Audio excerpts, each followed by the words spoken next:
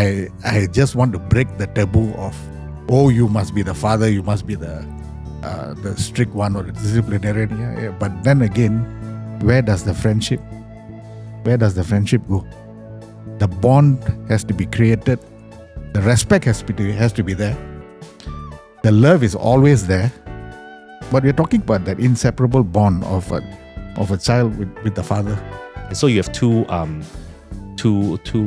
members of the family, father and son, and it's very strange, right? We can actually understand each other, but both also struggle to connect emotionally because of our personality. In fact, I remember there was a time, my son asked me, Dad, whatever you're doing, do you love me? Like, basically, and he had this doubt, like, basically, because we loved each other, but it was the words come out very wrongly.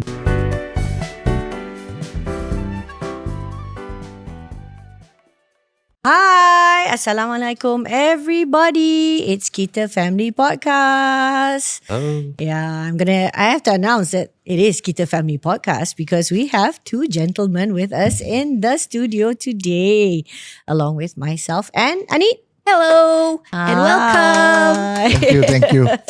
Thank you for the invitation. Okay, I'm going to introduce the guests, but I'm also just going to sort of intro and mention again what Kita Family does. So as a podcast, we are 5 mothers who get together and on a weekly basis, we talk about the importance of living in a community, what that means to all of us, and we value the differences actually amongst each other, and also as a reflection of Malaysia's community and society as a whole. We celebrate all these differences, the differences we have between cultures, ethnicities, religion, also how we look, and certainly with respect to all the different abilities amongst us as people. And for us, what we'd really like and what really, really matters to us is to be able to live more inclusively. We'd like to see a more inclusive society that will take into consideration the importance and the needs of everyone amongst us, especially those who are different with respect to the way they think and how their mind works, and also those with disabilities. So that's essentially what Kita Family is about. And today we are very, very excited because as we approach, we're recording a little bit before, by the time you see us, it will be Father's Day here in Malaysia. We'll be celebrating the fathers. And now that Kita Family is a little over a year old, we figured it's time to feature the dads. Yes, Anit? Yes, we're ready to welcome our fathers. These are some of the better halves of the Kita Family Fab 5 or the 5 mothers.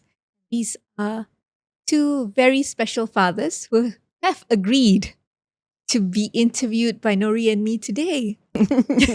We'll make it more like a conversation, okay? We're not going to make it so much of an interview. And I think it's ended up being specifically Anit and I, because to my right is Nara. Hi. Who is Desiree's husband. Yeah. Nara, would you like me to introduce you or would you like to introduce yourself? I'd actually like to hear you say a few words about yourself, apart from the fact that you are Desiree's husband and therefore Kita Family dad, and why we're inviting you. Tell us a little bit about you. Okay. Thank you, Kita Family, for inviting us for this podcast. And especially, it's a very special occasion that's coming up, which is Father's Day. Mm-hmm.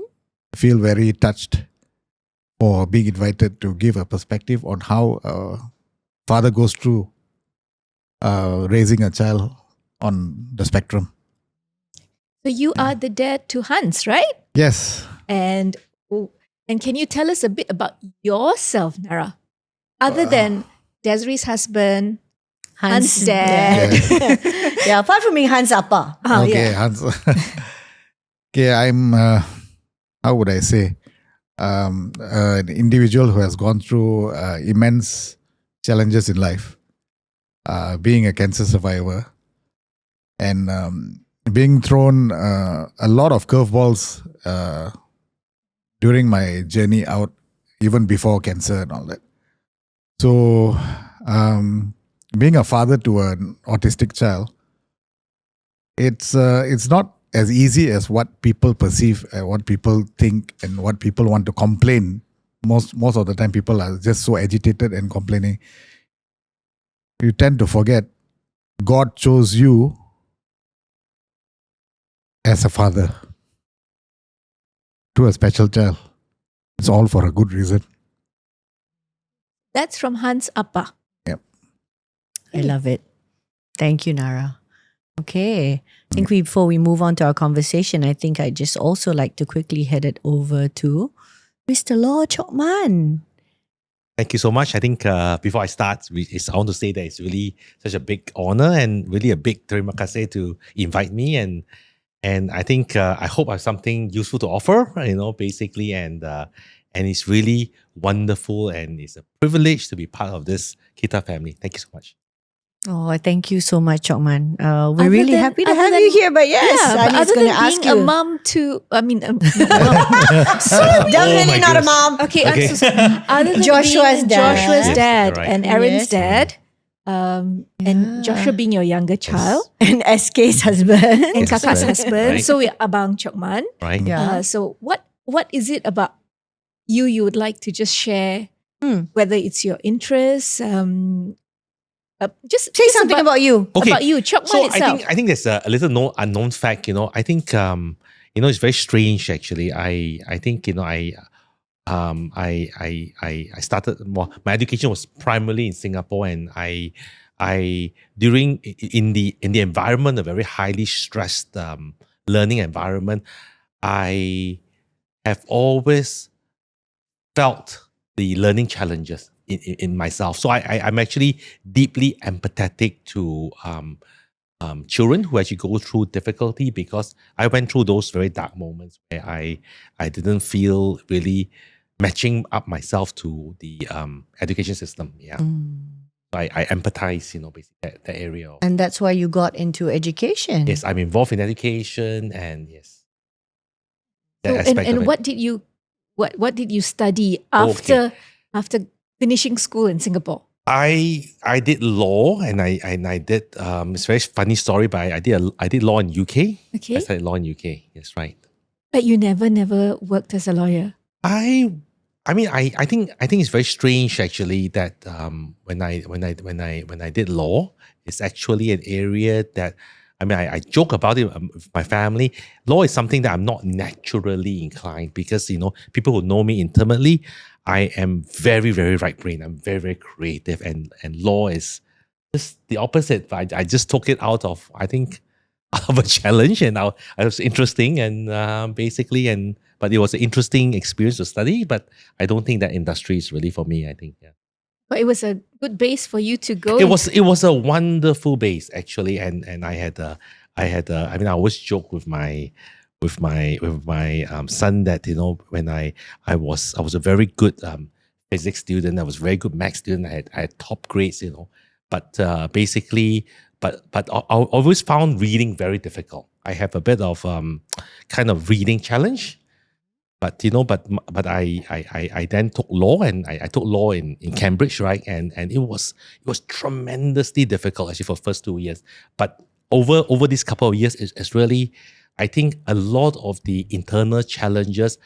It was a difficult hill to climb, but when I finally made it, right, finally be able to string sentences together, it was a sense of accomplishment. It didn't reflect me. I wasn't a naturally gifted student, but it was a wonderful kind of affirmation that for me. Yeah. Cheok Maan, I feel like you're the sort of person where you feel like if you want to learn or kind of do something, you purposely challenge yourself.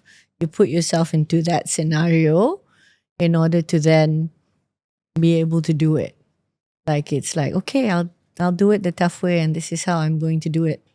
and then I'm just going to show that I can. It's like, Yeah, I mean, in that kind of way, I like to walk the lonelier path. Yeah, in that the way, road yes. less The traveled. road less traveled, absolutely. And Thank you. also, yeah, a You little are like very like astute in your some observation, yes. things that needed to be climbed. Mm. Thank It's you the so much. climb, and Yes. obviously It's a you're climb, it's a not. process, yeah. I'm not shying away from that. Okay, so let's get into it today. We're going to talk about, what it means to be a father, how these things, how has this shaped you. So if I can start, Nara, if I may start with you. Can, sure. How has being a father impacted your life, particularly since you are a father to a neurodivergent son? Well, being a father and being a dad, Yeah, is for that me, has for me, been for a me, life's it's dream? yeah, it's Or, no, I've always wanted to have a family, okay, and to share whatever that I was lacking when I was growing, okay, to elevate it to, heights that only people think that is non-achievable, but for me, to share the abundance of love, the abundance of care to an individual, especially when that individual is your child. So probably when our generations, the older generations, they were very, very occupied with work and bringing up a family. Back in those days, we are talking about probably about 40, 50 years ago, more challenging, and they were always working, always. It's never a time that you ever come back home to even have a chat with your dad. So when I decided, when I was given the chance to be married and then to hopefully set up a family, I would want to change that mindset. Yeah, I want to be there for the children or to my child. And wife too? And wife too, yes. It's always a partnership. Yeah, it's always a partnership. Yeah. You can't do away with the other. So getting our priorities right. Okay. So my brain is always working. Okay, it's never asleep. So for me, sleep is luxury. If I get 8 hours of sleep, that means I won the lottery lah. But the mind is always working, working forward, thinking what I can do. 10 days of work, half it to 5 days of work, because I want to spend the amount of time saved with the family. Right. That's what priority is all about. And being a father is always a father figure. Okay, the strict father, when he walks in, the room is quiet. That kind of thing. But then you want to have that dad kind of bond. You want the friendship. You want your child to be able to be playing with you all the time. I play with my son in public. I tickle him. Mm-hmm. I just want to break the taboo of, oh, you must be the father, you must be the strict one or the disciplinarian. Yeah. But then again, where does the friendship go? The bond has to be created. The respect has to be there. The love is always there. But we're talking about that inseparable bond of a child with the father. And that's very, very important That's to you. very, very important. Right. And I suppose I would imagine that even though Hans is different from other children, that didn't affect how you felt that you needed to be as a father, and the fact that you wanted to have this bond with him. I've always wanted to have a child. Even like Hans, right? Even when we found out about his diagnosis and all that, right? It elevated whatever that I told you just now. It just went 10 times more.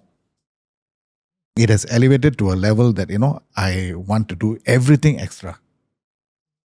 Everything extra for him, everything extra that's for me and for the family. Okay, so I take him out for drives. It heals me. So when it heals me, it automatically heals him.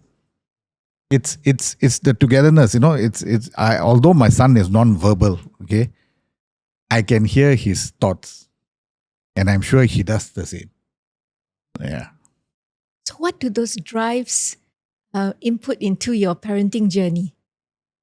There's no filter, okay. Okay. I drive to. I don't plan my drives. Okay. Yeah, I don't plan my drives. I just start the car. I say, son, come, let's go. Okay, we are going driving, or we're going somewhere, and then I find the roads. We actually discover new parts. I've taken my 4-wheel drive even until it's gone into a drain. With Hans. Yeah. No. Was Hans there? No, Hans was not there. Oh, thank God. But these are the parts which sometimes I go alone. I recce the area, Before you take him. Yeah, before I take him. Or if I find a route and I come back home straight. And then I plan the journey. Okay, tomorrow he's got no school. Or so sometimes my wife will say, Desiree will say, no, he's got school. I say, he's not going to uni tomorrow. I say, let me take him out. Then she'll be like, oh, okay, can. You take him out. So I've gone, even when Hans was very much more younger, when he was totally dependent on house food, okay? I went towards, I think almost the edge of the border of Selangor and Ipoh and Perak. Mm-hmm. I forgot about the time. Totally ignorant, forgot about the time. And then when I raised the route back, it was 2 hours. It's already 7 o'clock. And she's calling me, asking, where are you? I said, I'm on the way, I'm coming back. On the way, I'm coming back. On the way, I'm coming back. The on the way is 2 hours. Yeah, on the way is 2 hours. So that's how it's not about, it's we, we get lost in whatever that we are doing, I've discovered, white sandy beaches. Mm-hmm. I've discovered so many places which is not even on the map, It's, waterfalls and all that. And I share this entire journey with him. It's, for me, it heals me because there's nobody controlling whatever that I'm doing. And I have a partner. I have my co-pilot. That's what I call him. He's my co-pilot. Right. And it's always when I go out with him, it's a Sunday. Sonday. Oh, Okay? It's a Sunday Wow. every day for me. love So, it. yeah. So every trip Yeah. is a little journey to the memories you create with Hans. Yes. Every day is a Sunday for me. So, wherever I go, even though he has his tantrums or whatever, he quiets down later on. Because I give in to him a little bit and then I'll say, no. I said, look out the window. It's, sometimes I find whatever that I couldn't do, I find that he gets it done for me, which I have lost track of time. Okay? Whatever I lost in my childhood, I see that. I give it to him, I let him experience whatever, Beautiful. Yeah, memories are made every day, every second, every minute is lost. We will never gain that back. How we invest is to create memories. I love that. Thank you for that sharing. Okay. Cheok Maan, Wow. over to you. How has being a father impacted your life, particularly with, having a child that's different? Same question. Well, before I even answer that, I find that, what Nara shared is so beautiful and something that, even Real. as a father, that this is like that connection with the son is just beautiful. So actually, I want to start with this question by really jokingly say that I am also a neurodivergent member of the family, right? Basically, and SK will say, "Oh my goodness, I got three kids in the house, including the dad." And I mean She that's has quite a 3 handful. boys. 3 boys, yes. 3 Yes. boys. Okay, Okay. so yeah. So how has it really affected? I think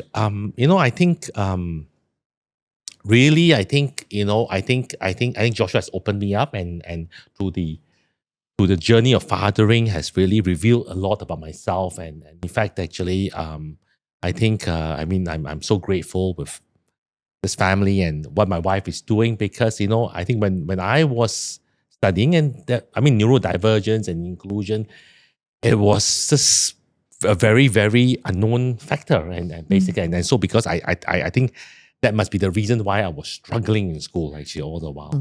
And And you so, still got to Cambridge. and it shows the limitation of how scores are doing, right? Basically, it's a cognitive aspect, but there are many aspects that a grades do not measure.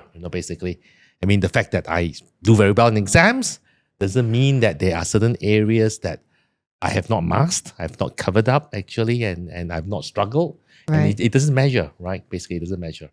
And how did Joshua show you something different?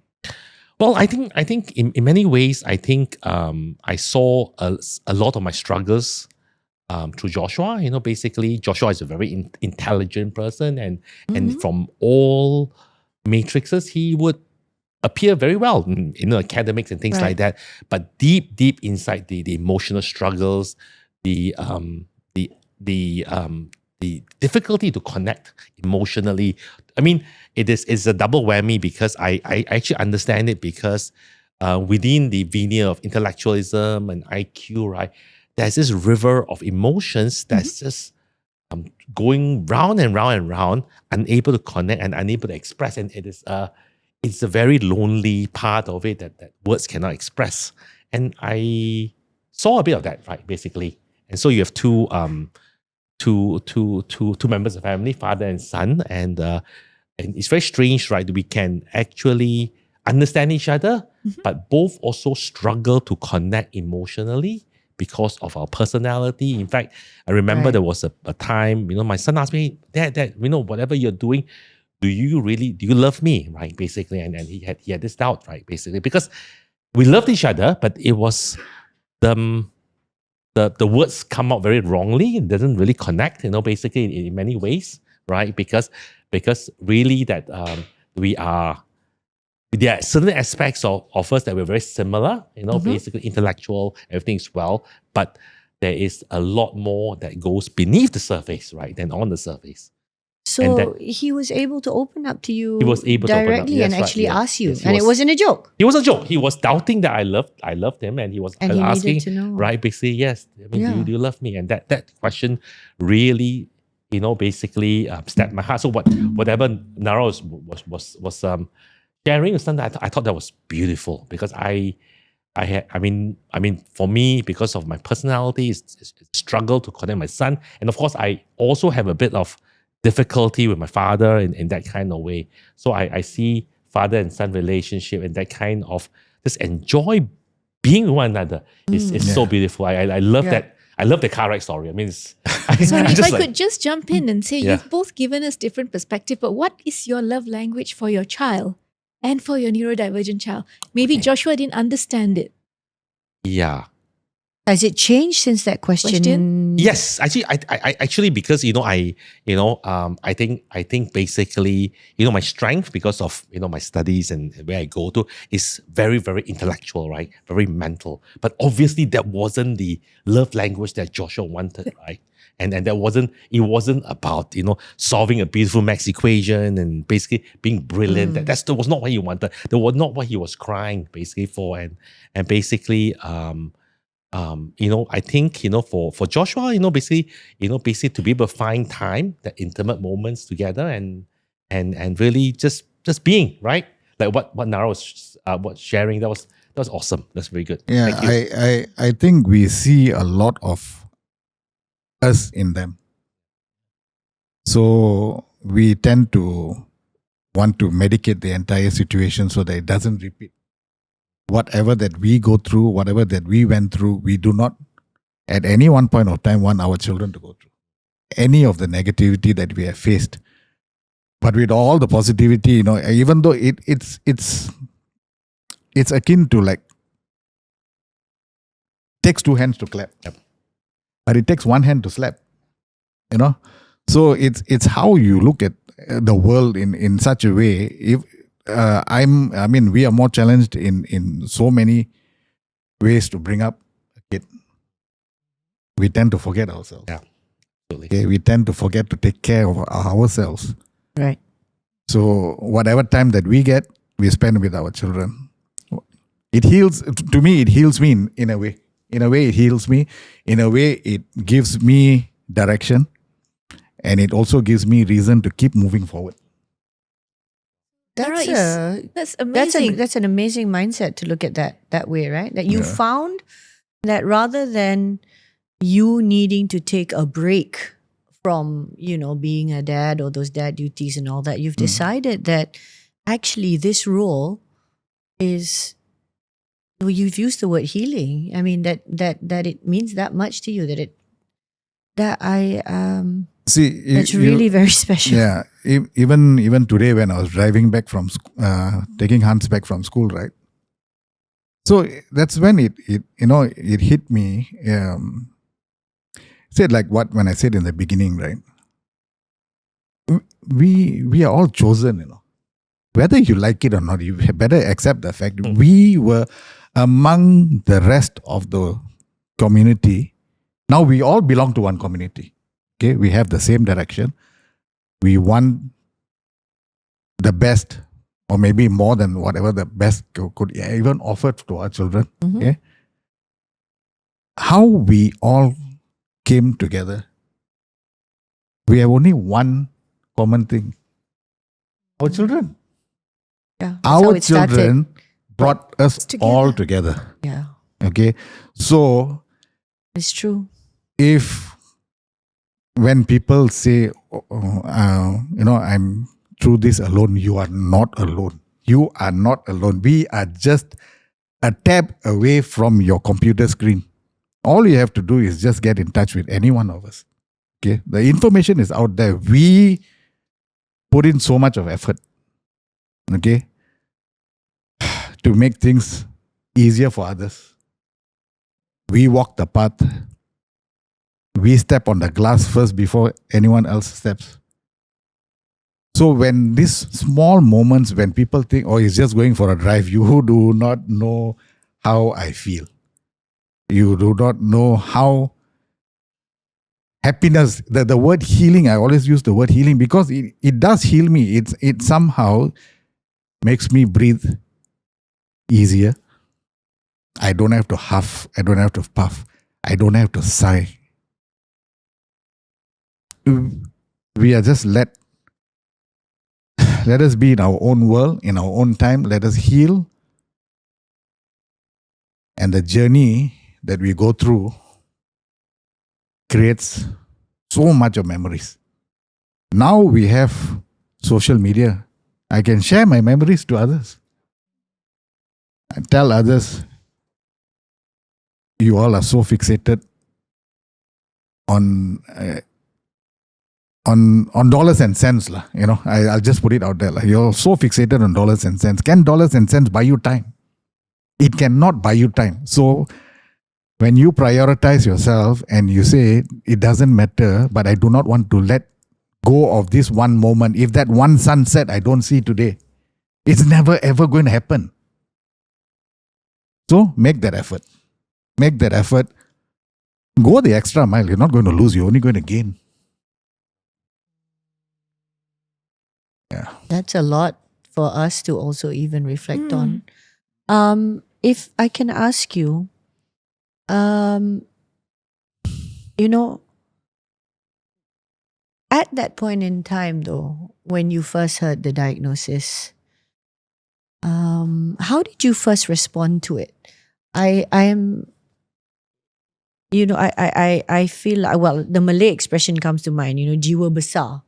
That you are able to say that actually Hans being the way he is just makes you want to fulfill all your goals as a father and in your family 10 times more. You have to be that much better. Everything that you're going to do to build those bonds and have that love and be together is going to be 10 times more. And I have no doubt. But I'm also just wondering, for you, was it easy to come to this point of time and realization? Was there any other point in time, especially a diagnosis and just, hearing something very unexpected? It's your firstborn. How did you respond at that moment? And, how did you get to where you are today? Have you always been this way? I went blank. I just went blank. Don't know what to do. Don't know how to accept. But didn't let it linger. Okay? Same as how I got my diagnosis when I had cancer. Came just boom. Took me 30 seconds to digest. Accept. So much so I've come up with this word, right? I mean, it's dream. Okay? Everyone's dream, okay? Diagnose, realize, embrace, accept, medicate. That's how your life should be. You diagnose yourself, what you are going through, and you realize the fact. That is the fact. You're already going through that. You diagnose, you realize it, embrace it. Acceptance is something else. You embrace it full-heartedly, and you accept and hold on tight. Don't let go. Then you find ways to medicate it. It's everybody's dream. So when it came, I was not sure. My mind and my brain just exploded. It went through the entire universe, and came back in one split second. For me, that one split second was like an hour. But then when it came back to you, that's when you pump yourself up. You do not bend to anything, to anyone. You have a mission to accomplish. Move forward. Whether there is support, whether there isn't support, you create that support. It has to come within you. It has to be within you. The support factor will then follow. We have to be an example. Even if it's painful, act like there's no pain. But when you go home, when it hits you, you don't show that to the world. Come back out smiling. It's not easy. Somebody's got to do it. So who else? It better start with you. That's how I feel. Oh, amazingly strong. Oh. And can I then summarize to say that the one thing Hans taught you is immense strength? And strength to fight the world for something that you love so deeply. Something very ironic. Although I grew up with a very challenging childhood, having a father that you don't see eye to eye. Although he can, I know deep inside of him he loves me and all that, right? He passed on 27th of July, 2014. I came back home. My wife was with me and Desiree was with me. I asked God, literally, send him back to me as a son. I'll show him what love is. Hans was born 1 year later on the 27th of July. So if you think there isn't a greater power out there, I think I just proved you. I proved to the world, proved to everyone. When you really, really, really want something to happen, believe me, it will. It has to come straight, right, deep within you. It will happen. I was diagnosed, stage 3, literally no voice because of chemo and all that, right? I'm here. Hello. We're very proud of that. Yeah. Yes. Thank God for you. Yes. It's so So- privileged that you're part of Kita family. Yeah. So when life throws the curveball at you, right? Catch it, curve it back. I like that. Yeah. Cheok Maan, how was Joshua's diagnosis for you? Well, I think the initial diagnosis, when he was 1.5 years old. I mean, shock, terkejut, basically is actually at that point in time. And of course, at that point in time, being very new parents, you really don't really know what it means. I mean, what is the full impact and full onslaught? And I think the getting over the shock initially, right? The next step would be really, as parents, we were all frantically looking at different avenues of solutions, going different area, different conferences, and every aspect of it, and that journey has been can be very chaotic because there are some roads which are not the right roads when you are just rambling in all different kind of directions. Oh yeah. I think and so some of these roads were not right roads, and some of it were there. So it was being frantic, right? Basically being shocked. I think the transition is from being shocked to being frantic, and as we learn through various mistakes and everything, we become wiser and a bit more focused, and really that we become we learn to conserve our energy, because it's really very much a long haul. It's not a 100-meter sprint, basically. And then we become We then become counting our costs. What are the roads that will be effective, and what are the things that may not be worth it, basically. So it's that process of. I feel that what the both of you share is that you got into action mode quite quickly. You're both very determined, and there's, I think in Nara's words, mission. Yeah. Right? So it sounds to me that for both of you, you felt that, okay, that's it. We have to get a move on now. There are things that we need to do, and you were immediately in action mode. Would that be right to say? I would say do it first, then think later. Right. Yeah. Okay. Just felt the need to do Just something for yourself. Yeah. Start and then you think later. Because if you're going to be thinking, you're going to be analyzing, you're never going to start. Yeah. You learn from your mistakes, and then you analyze, and then you move. But you have to start. If you don't start, you just linger. You're not moving forward. Nothing's going to happen. Yeah. Cheok Maan, you talked about some roads were not the right ones.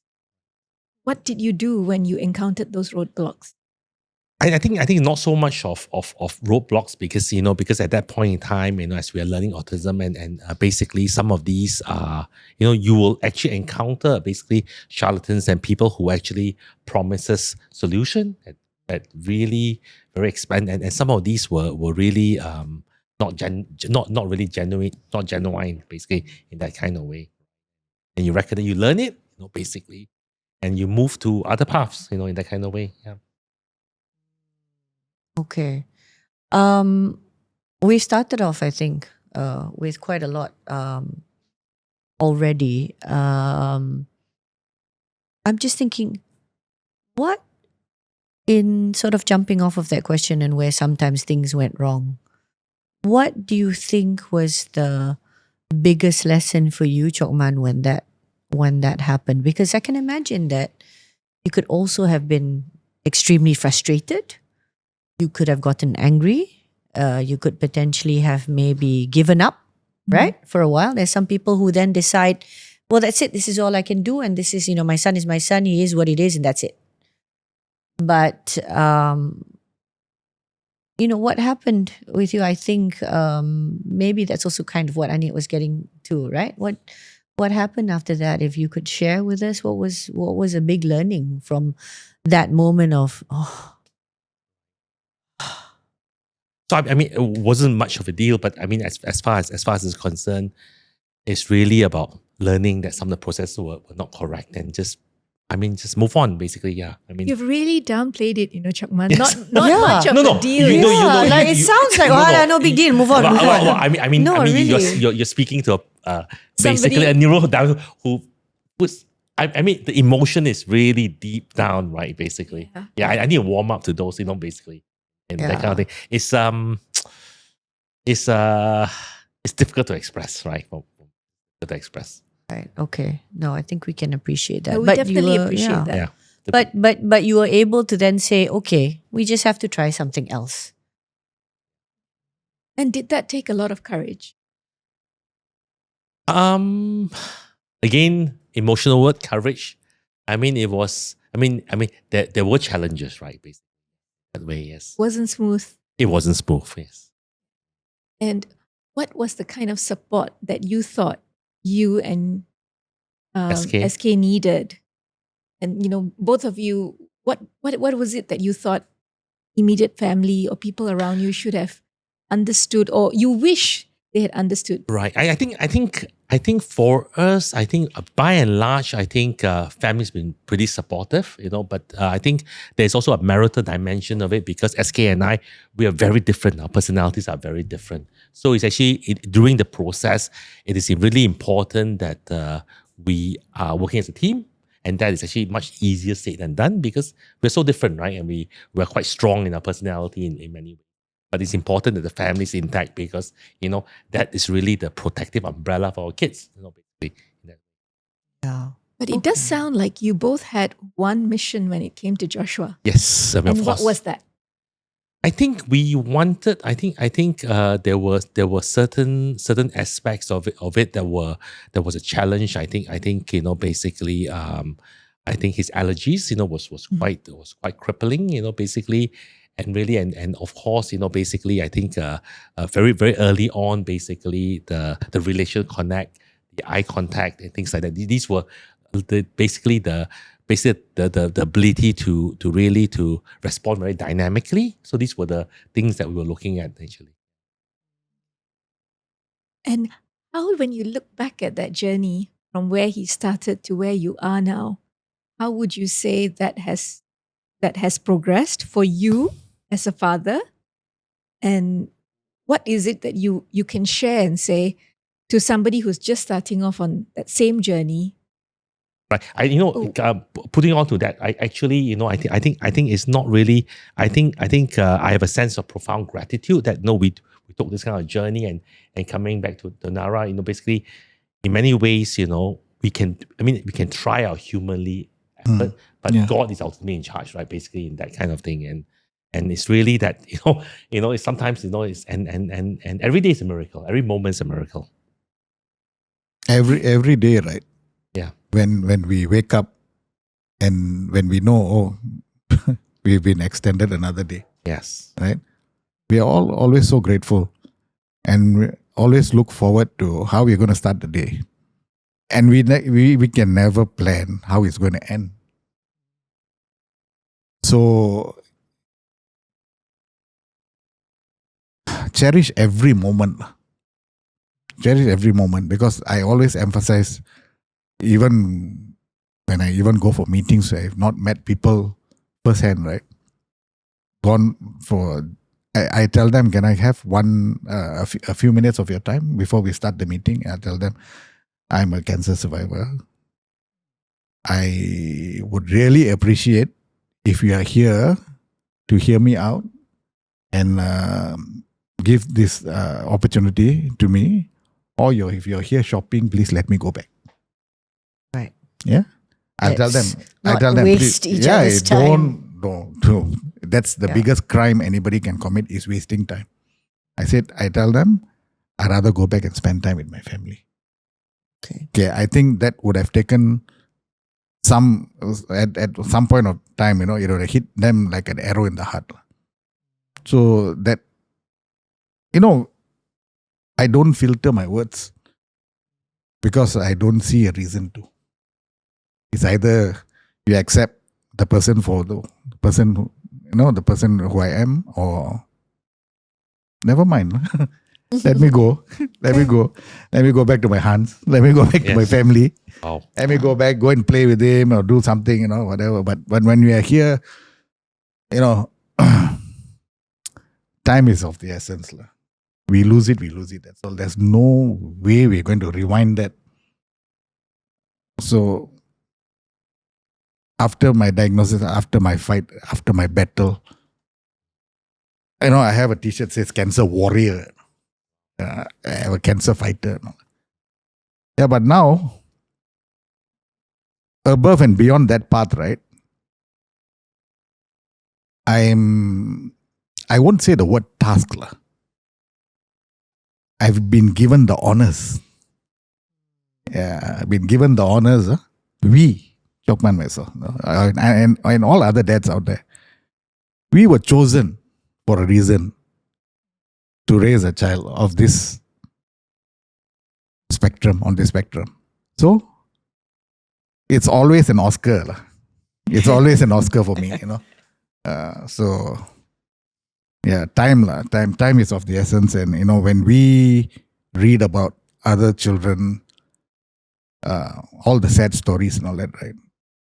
I don't know them, but I cry. I just cannot understand how people can turn out to be like that, So much so, every other day I'm trying to think how to keep my son safe. He's non-verbal. The bigger the challenge. I lost him twice, in a mall. Imagine what would have gone through my mind. I literally, my soul running in front of me, my body just following at the back. How do I find him? Then he's at the escalator playing. It's like the heart just jumped out and got back in.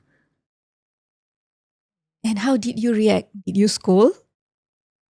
I was so angry at myself. And I was already, blabbering and like, I was like literally shaken up. Say, son, don't ever do that. Don't ever do that. And I brought him back. And then after a while only I told Desiree, he ran away. What do you mean he ran away? What do you mean this? I told you don't lose sight of him. So don't take things literally. You turn 5 seconds. He's not there. I tell you. So, finding ways how to keep him, how to find him, what ways are there. It's never about me. It's never about me. Any father would know it's never about him. It's always about the family. We work, we sweat, we shed tears, we bleed. Everything is for the family. That's why sometimes I say, people tend to forget we exist. People. So sometimes I have to be loud in other ways. There's so much I want to say, but sometimes I just don't know how to put it into words. But the essence of the entire thing is love has no bounds. It's so many different ways that people will say, the Westerners will say, oh, I love you in public and all that. I do that. I said, son, Appa loves you, do you know that? He looks at the TV there. I know he's listening. It's whether he can react.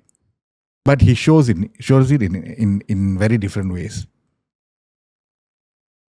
It's a learning process every day. Yeah. Okay, I'm going to let everybody take a little break. So let's move around a little bit.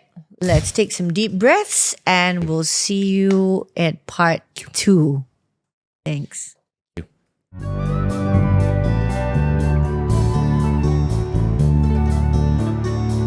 Hey everybody, welcome back to our special episode on Father's Day. We are so privileged. Yes. We've been hearing some amazing insights. Yes. There's more to come. Yes, there's more to come. There's more to come. Okay, I'm going to go back a little bit to some of the things that were mentioned in part 1. Cheok Maan, You talked about the importance of being a team and the cohesiveness and the family support and everything going together. If I may ask, it looks like, to me anyway, that your children have probably strengthened your bonds of marriage and the family as a whole. It looks to me that, that's what it is. Would that be correct?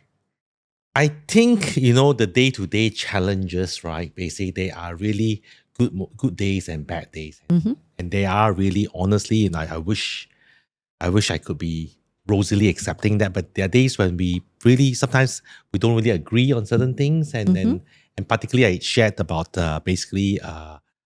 Josh's diet and things like that, the amount of food he can take and not take. And sometimes, I think we are, in many ways, there are certain aspects that we have to work through. Basically, our disagreements. I think working through our disagreements is just as important as really working together. Right. Okay. So how have you managed to, overcome those differences and the difficulties? How would you say you and SK figure out how to do this together? And also, for example, what are your roles, right? Because you do certain things together. Obviously, there is a team in place, even in spite of the bad days. But how do you decide, like, who does what, right? Because not exactly, mom and dad, we both do exactly the same thing, just at different times. I imagine that it's not that way, right? Yeah. I think it all begins with really honoring your partner's strength, to be able to see the strength of each other. And for me, I'm very much working on the creative space, to be able to see perspectives that is a higher level, not immediate. Whereas SK is very much more day to day and very much more on the ball on that day. So we can see that basically our strengths are on different time frames, different planes, and different dimensions. So generally, when it involves creativity and different things, ideas, she gives me space, right? And basically, when it comes to really medical aspect, that you really have to follow the protocols and everything, I've learned over the years to step aside, allow her to take over that. Okay, honoring each other's strengths. I like that. Okay. And Nara, what does that look like for you and Desiree? How have you, how have you built your team? Because look, let's face it, we also hear how marriages have broken down when, different challenges and difficulties arise. And for some of them, the challenges have been, when their child has been different. But in your case, I don't know.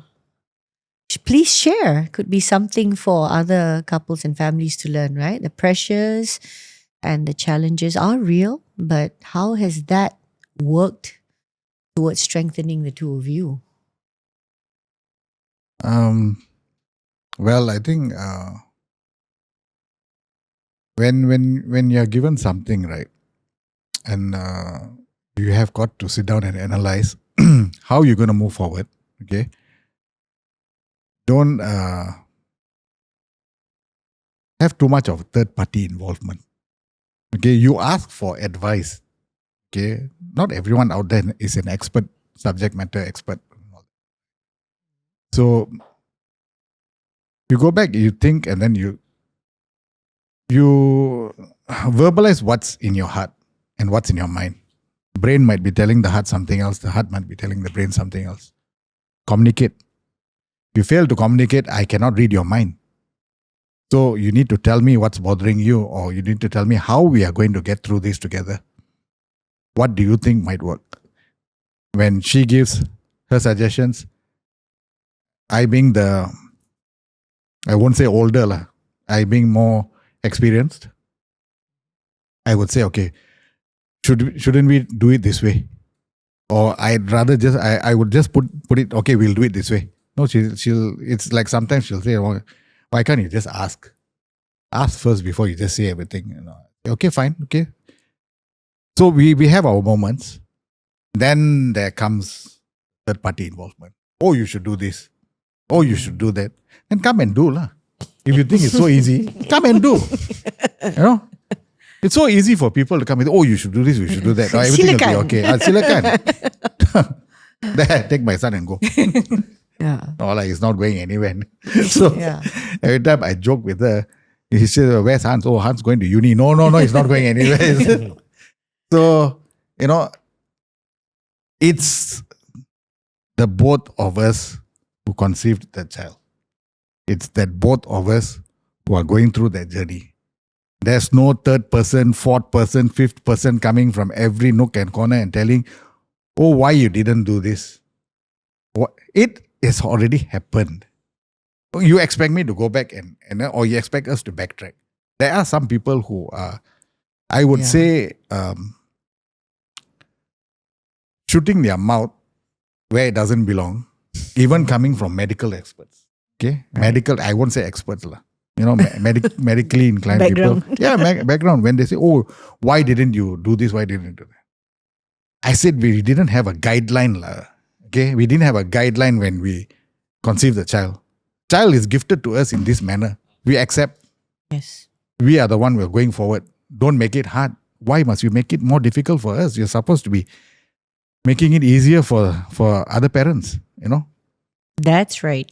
Yeah. So acceptance is the key. Acceptance is the key. That's why I always come back and say that diagnose, realize, embrace, accept, medicate. Okay. So when you accept wholeheartedly, you can't run away from the fact. You can only wish for miracles to happen. There's nobody says that you can't wish. Okay.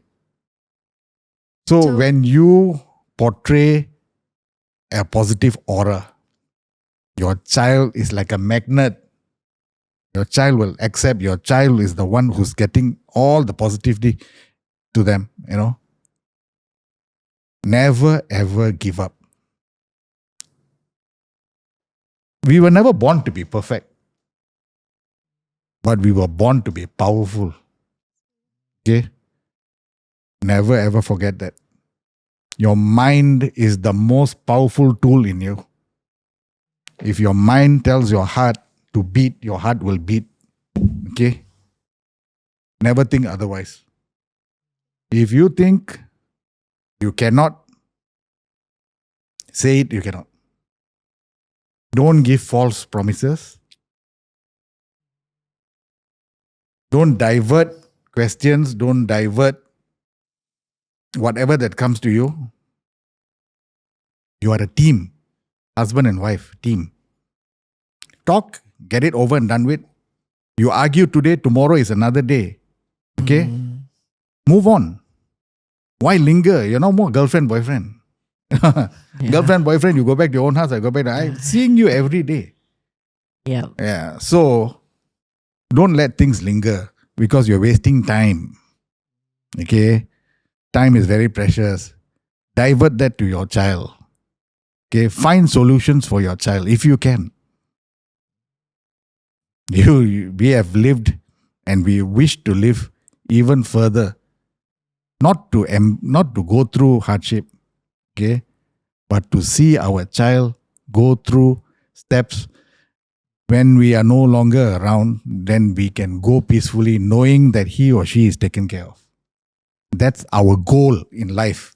I want to jump in there because you talk about all these challenges and you say when Hans is not going to uni, but you're not giving up hope.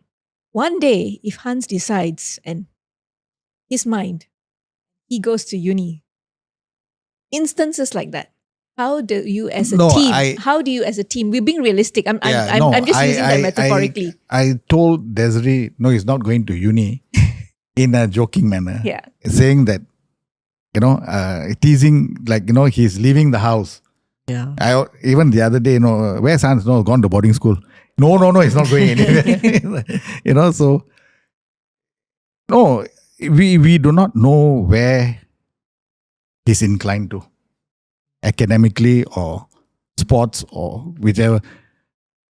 He amazes us, his grandmother will repeatedly irritate him. You know, she will say, "Oh, today you're going to sleep in Nani. Today you're going to sleep in Nani. Today you're going to sleep in Nani." 4, 5, 6 times. You know what he said? For the first time, no. For a non-verbal child. Yeah. So how did you celebrate that huge win? No, we all joked about it. You know, he said, "Wow, you know, for me, I don't make it obvious, but inside my heart, I'm jumping." You know, and when he sleeps in my room, right? So he has this. We play the good cop, bad cop kind of thing. So sometimes he listens to his songs and he sleeps off. One day I'm facing this way, he's looking at me, wide awake. I said, "Sleep." Then he said the word sleep and he slept. So he literally every other day he amazes us with. So he gives us surprises. You know, so that's why I say when we tell him things or whatever, sometimes when we are talking about him, you know, Hans was in school today like this, like he's on his TV, but he's listening. Yeah, don't forget. He's listening, everything. Don't speak about him third person or while he's there. Yeah. So children in this special setting, right? They would want to. I mean, they express themselves in different ways. Verbal, non-verbal, delayed responses. You know. Sometimes, like even I make that mistake. You know, what are you going to eat? Desiree will tell me, give him time to process. Then that's when I forget. Oh yeah, I forgot. Then I'll pause for a while and let him respond. Pause for a while, let him respond. So now he's being, comfortable with his device. We make it a point for him to, we try to tell him to communicate through the device so that it becomes a norm. So one step at a time. No, we always wish for things to happen faster, but rather it happens a little slower, but it happens. Yeah. Patience. Patience, yes. Oh, that he has taught me. Yes. Cheok Maan, same question to you. How would you celebrate those wins that, at one point you didn't think could happen, and then next thing is there? Yeah. I mean the wins, the difficulty for really me and my son is actually the emotional connection because of what's happening and the courage to ask whether to ask, whether I truly loved him, and that takes tremendous courage. That takes tremendous vulnerability, right? And it's really, I think, the ability to turn something that is maybe a challenge into a blessing, basically, as I shared, basically one of the issues that my son actually basically struggles with is his allergies and his food and things like that. So basically those moments, right, what may be a shortcoming, and so I take those moments to find really quality time to cook together, to learn, because when he goes out, he would need to learn to cook, and I thought, wow, cooking is such a tremendous way to bond and to learn the life skill, and that Amazing. is that's that. Yeah. So when you decided that, how did he take it? Because this was your love language, that, hey, this is something Joshua needs, and I'm going to be the one to teach him. Yeah, I think that is basically that's something that I mean because he is actually a very practical person, and he said, "Wow, this is what I need," right? Basically, and of course the fact of spending quality time is down the journey to recognize that is the other intangible benefit. But as you go on, basically, basically, and I think and there was another moment that was quite interesting actually, because I think he Joshua always jokes that he's quite banana. I speak Mandarin, right? And so I said, okay, we can actually read something in Mandarin and everything. And I said, okay, let's do this. And of course he has to make sure that, he gives me his best moments in time, which is 11 p.m. after playing 10 hours of video games. That's his best moment, right? He said, okay, let's spend quality time, and you can read me in Chinese. Okay, we can spend quality time. So I have half an hour, in his best moment of time after 10 hours of video games to learn Mandarin, right? Yeah. So that's his chosen time. His chosen time, okay? So we have to really, respect that. Yeah. Amazing. Yeah. Amazing. It's been quite a journey, hasn't it? Yes. Yes. So if if you would, it's Father's Day. New dads out there may be wondering how long the journey is. As you said, it was not a sprint. Right. It's very long. It is not was not. It is not. It is not, and it still carries Yes. on. What message would you say would be words that you would want to share with any father out there? I think three words. One is patience. It's actually a journey. It's really not a destination, right? And you enjoy the moments, and basically no matter how tough things are, basically it's part of the growing and learning process, right? And I think as fathers, we really can see what our children needs, and whilst the whole journey, you have to keep in mind those teaching moments, right? Basically, and because in a way, I can understand the struggle my son goes through. So for him, I think there are three things that but that's very particularly for my son, right? The first thing is really that because while he is blessed with a lot of intellect, intellect brings the challenge of having a tunnel vision, right? Basically, you then justify your things intellectually, and it may be wrong actually. So I think one of the areas that I really want to look at as a father is really to expose different areas, different gray areas that there's neither right nor wrong. It's just there, right? Basically to challenge, right? Basically the whole grayness of life, right?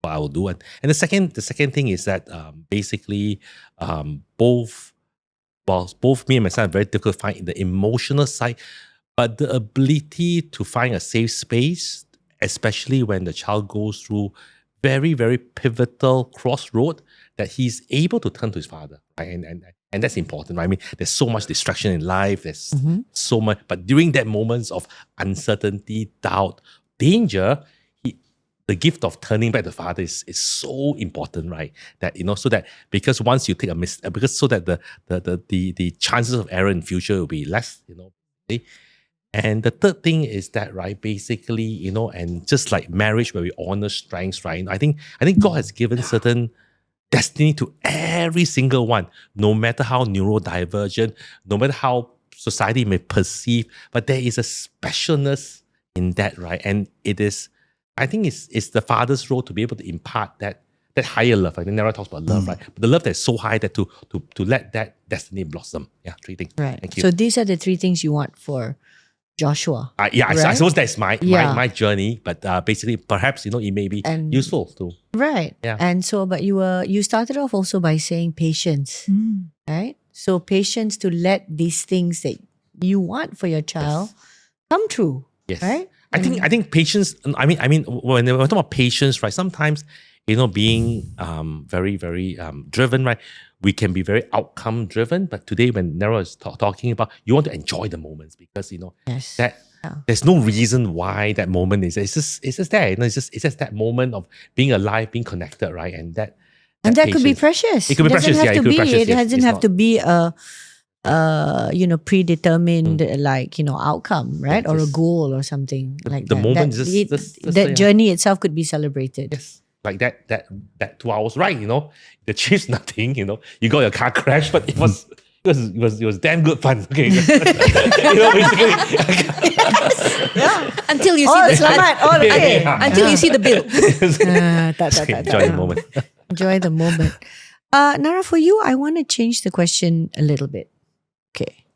Now, I think that we do hear, and perhaps that you have seen for yourself, sometimes fathers struggle with the acceptance part. And these are for those who are maybe, still grappling, whether it's a new diagnosis or even for some of them, it's not that new. But they're having really trouble with this journey because their son or daughter was not the son and daughter they imagined. That's one side of it. Now, you also have another situation where I think the father is absolutely dedicated, present, and doing all of those things, but maybe also not seen, because mothers seem to end up being more prominent, and we are the, as Cheok Maan said, quite often the day-to-day. A lot of moms are the day-to-day, right? And the dads, maybe come in, for certain things in particular, or they have a specific role. So there are a number of different things that are going on with fathers of neurodivergent children. What would you say to fathers who are struggling in, or going through some of this in this respect, right? Either, whatever that challenge may be. There's a lot of stuff going on with dads, but I'm sort of asking you from both ends of it, what would you say to these fathers? Okay, I'll just put it in a very summarized form. Okay? You're climbing the mountain. Okay, you're climbing the mountain to get to the top, to be rewarded with an entire beautiful sight overlooking the valley, overlooking the sea. So it takes effort. You need to cross that path. But when you have a friend to push you, to make it easier for you to climb, it's not actually a physical friend. It's your own self. It's your own instinct. Everything it's like, the shadow doesn't leave us. It only appears during light. The shadow is there. Then you can see. But it's always there. So never think that you are alone. You are never alone. You need to reach out. You can stop the car, drive the car to anywhere you want to scream, you want to talk to yourself, up to you. Whatever that you think it's going to help you heal, help you accept, do it. Start reaching out to people. And then you must have the courage to accept. If you are always in denial, imagine what effect is going to happen to your partner and to the child. You're not moving forward. Okay? So, end of the day, if you have differences, if you cannot be part of the solution, don't be part of a problem. It's togetherness. It's a bond. It's a promise you took when you were married. You cannot go to a 7-Eleven and pick and choose which child you want. Right? God gave you the child. Now it's you embracing God's gift and thanking God in a way that deep down inside, you know whatever that you're doing now, all the positivity, all the blessings are going to go to your child. Okay? We are in a race. We are never going to see the finish line. Okay? We will only see the finish line when we are no longer around. So while being in the race, being a winner is not everything. Being the participant is the biggest thing. For you to be in the race is your effort. But when you are given this without choice, think about it in this way. You are blessed in such a way. It may look as a curse to others, or it may look as a curse to you. But when you look at your child sleeping, reflect. You want that child to grow up in a hurtful environment, or you want to make it safe for that child forever and ever and ever. Never be part of a problem, be always part of a solution. That amazing part of a solution. Can I just applaud both of you? Yeah, actually. Thank you. Sometimes there are no words. We're just going to do that. It's just salutes. Yes. Thank you so much. Thank you Thank very, very much Yes. for enriching us all with your thoughts, with your courage, with your patience, and the journey to inspire so many out there as they reflect on this day, which is dedicated to fathers, and think about their journey ahead. I want to thank you both on behalf of Kita family.